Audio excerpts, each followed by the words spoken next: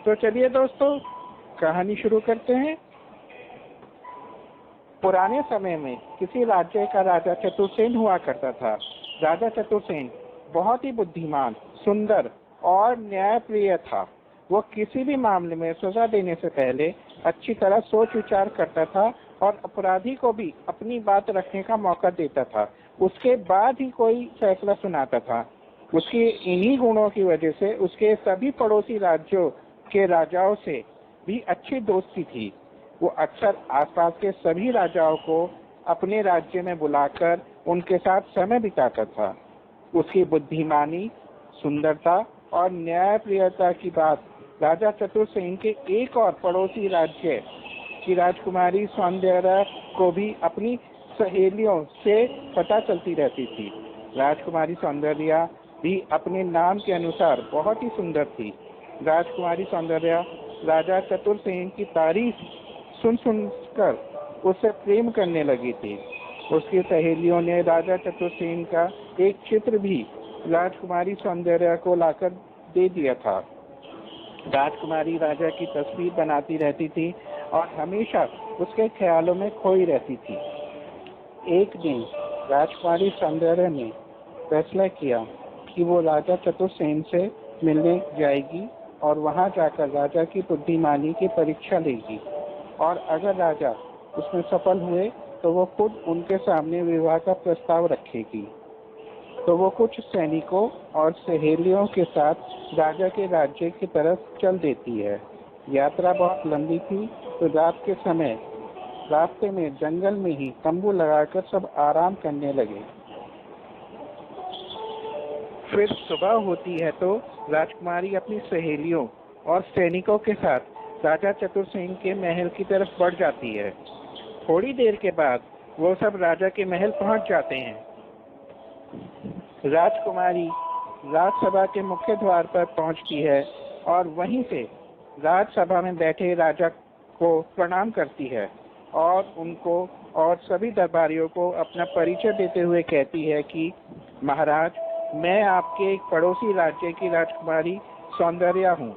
मैंने आपकी बुद्धिमानी की बहुत तारीफ सुनी है और मैं आपसे प्रेम करती हूँ और आपसे विवाह करना चाहती हूँ। तो राजा यह बात सुनकर राजकुमारी का स्वागत करने के लिए जैसे ही खड़े होने वाले होते हैं, तो राजकुमारी कहती है कि नहीं महाराज, आप वहीं बैठे रहिए, आप बुरा मत मानिएगा। असल में मुझे खुद आपकी बुद्धिमानी की परीक्षा लेनी है और अगर आप उसमें सफल हुए तो मैं आपसे विवाह कर लूंगी। तब राजा चतुर्सेन राजकुमारी की यह बात सुनकर खुश होते हैं और कहते हैं कि राजकुमारी सौंदर्या, मेरी तारीफ करने के लिए धन्यवाद। बताइए मुझे कैसी परीक्षा देनी होगी।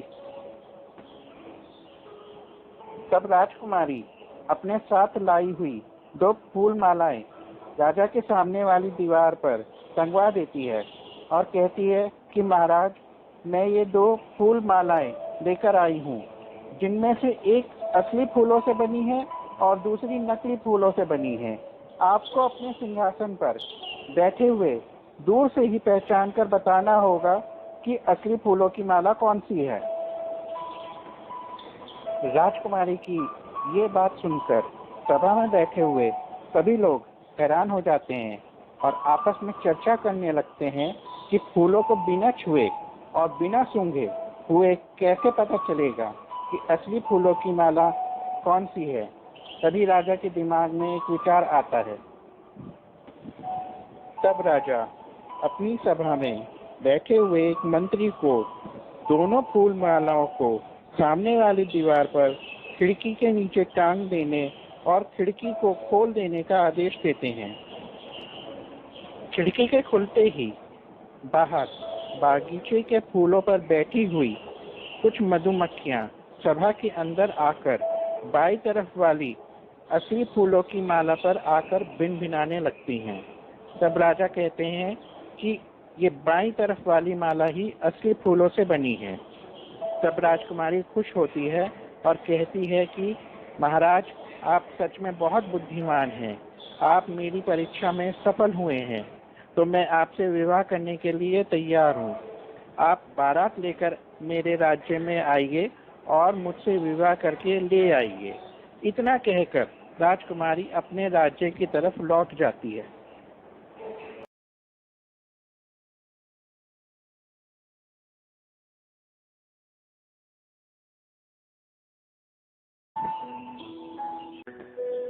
अब वो शुभ घड़ी आ ही गई थी जिसकी सब प्रतीक्षा कर रहे थे। आज राजा चतुर्सेन दूल्हा बनकर राजकुमारी सौंदर्य से विवाह करने के लिए बारात लेकर राजकुमारी के राज्य की तरफ चल दिए थे।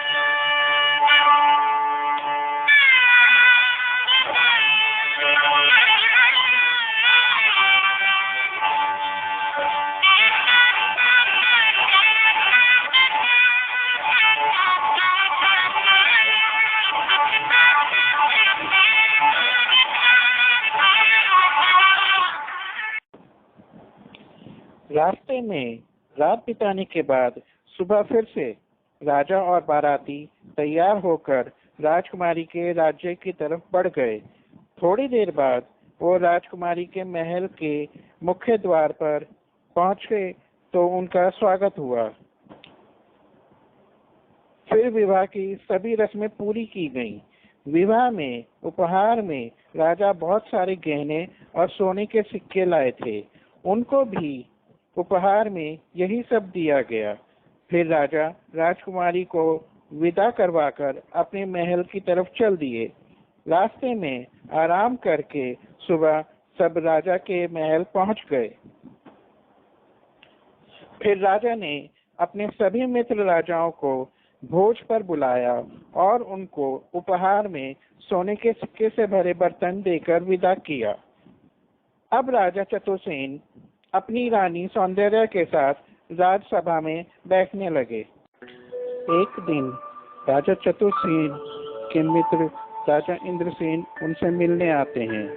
स्वागत सत्कार के बाद राजा इंद्रसेन कहते हैं कि महाराज, किसी कारण से मैं आप दोनों के विवाह में नहीं आ पाया था, तो मैं आपसे और महारानी से मिलने आया हूँ और आपकी आज्ञा हो तो महारानी को उपहार में कुछ देना चाहता हूँ और उनसे कुछ बात करना चाहता हूँ। तब महाराज कहते हैं कि आज्ञा है मित्र। तब राजा इंद्रसेन कहते हैं कि महारानी, मैं उपहार में आपके लिए आपकी ही 2 मूर्तियां लाया हूँ, जिनमें से एक असली सोने से बनी है और दूसरी मूर्ति नकली है। आपसे निवेदन है कि आप दोनों मूर्तियों में से असली मूर्ति को पहचानिए। तब महारानी कुछ देर सोचकर कहती हैं कि इन दोनों मूर्तियों को राजा इंद्रसेन के आसन के दोनों तरफ खड़ी कर दी जाए। तब ऐसा ही किया जाता है। फिर महारानी कहती हैं कि राजा इंद्रसेन, असली सोने की मूर्ति वो है जिसकी नाक थोड़ी छोटी है। तब राजा इंद्रसेन हड़बड़ाकर अपनी दाईं तरफ वाली मूर्ति को देखने लगते हैं। तब महारानी हंसकर कहती हैं कि महाराज, असली सोने की मूर्ति राजा इंद्रसेन के दाईं तरफ वाली है। तब दोनों राजा मुस्कुरा देते हैं और राजा चतुर्सेन कहते हैं कि महारानी, आप मेरी परीक्षा में सफल हुई। असल में ये सब मेरी ही योजना थी। विवाह से पहले मैं ही राजा इंद्रसेन के राज्य गया था, क्योंकि इनके राज्य में एक महान मूर्तिकार हैं जो बिल्कुल असली जैसी मूर्तियां बना सकते हैं। तो मैंने राजा इंद्रसेन से बात करके उनसे आपकी बिल्कुल एक जैसी 2 मूर्तियां बनवाकर राजा इंद्रसेन को लाने को कहा था, जिनमें से एक मूर्ति असली हो और दूसरी मूर्ति नकली हो।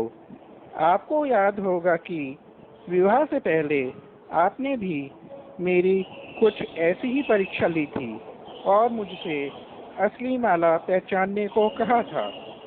अब मुझे पूरा विश्वास हो गया है कि हमने विवाह के लिए एक दूसरे का चुनाव बिल्कुल सही किया है।